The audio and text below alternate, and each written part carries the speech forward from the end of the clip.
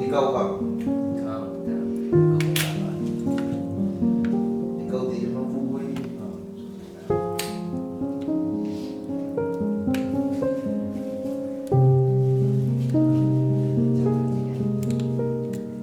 Nói chuyện rồi.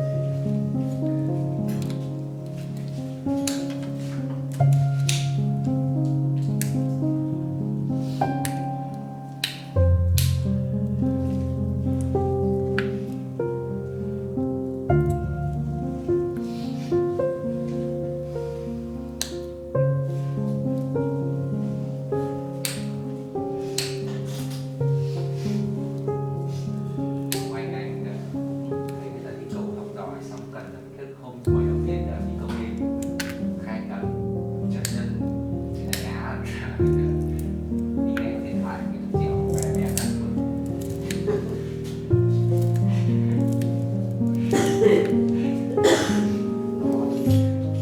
đi xuống cái chỗ đấy thì sườn sườn là mưa cái tông trơn thì là mặt mưa Không ai còn giọng đâu.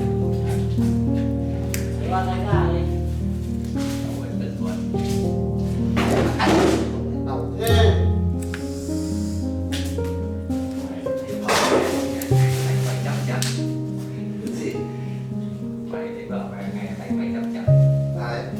tôi cũng làm Vợ đánh em à? ừ Đánh thì kêu, sợ gì cũng kêu. làm cái gì cũng thế được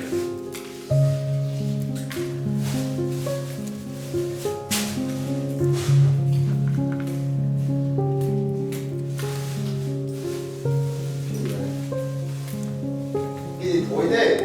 À đấy không phải đâu. Đây là cái gì? Đấy không phải. Hả? Cái đấy không đâu. Cái đấy như trứng hay sao? Đi thối thế thì mất cái gì? Đây anh cứ nói để đấy. Không, để đây mọi người ngửi.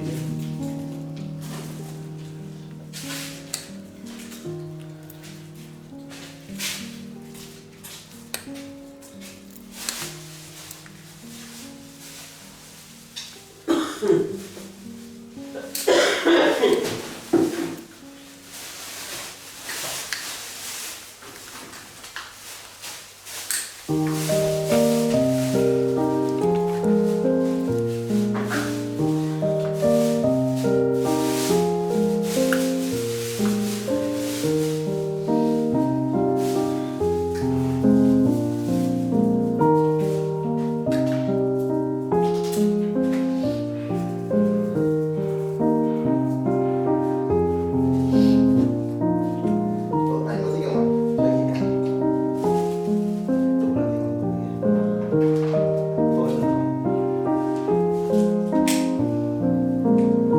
Anh có hết cái bộ đánh không anh?